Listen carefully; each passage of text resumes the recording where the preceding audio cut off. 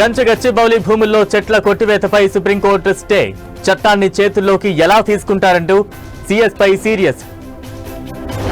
భారీ వర్షానికి తడిసి ముద్దైన భాగ్యనగరం. రహదారులు జలమయం, పలు చోట్ల ట్రాఫిక్ జామ్.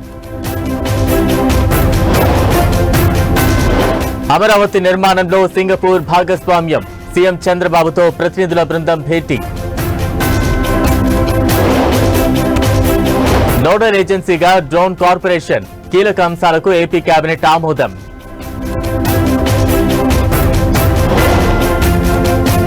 ఏపీ హైకోర్టులో వైసీపీ ఎంపీ మిథున్ రెడ్డికి షాక్. లిక్కర్ స్కామ్ కేసులో ముందస్తు బెయిల్ పిటిషన్ డిస్మిస్. బీఆర్ఎస్ ఎమ్మెల్యేల ఫిరాయింపుపై ముగిసిన వాదనలు. తీర్పు రిజర్వ్ చేసిన సుప్రీంకోర్టు.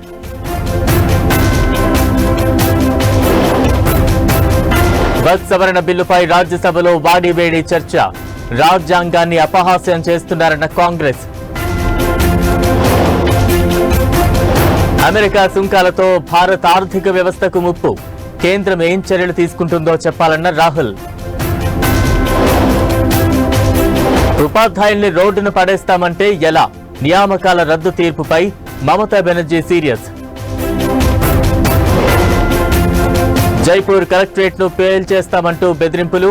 తనిఖీలు చేపట్టిన పోలీసులు, ఏటీఎస్ బృందాలు. శ్రీనగర్ తులిప్ గార్డెన్ కు టూరిస్టుల తాకిడి. వారం రోజుల్లో 2 లక్షల మంది సందర్శన.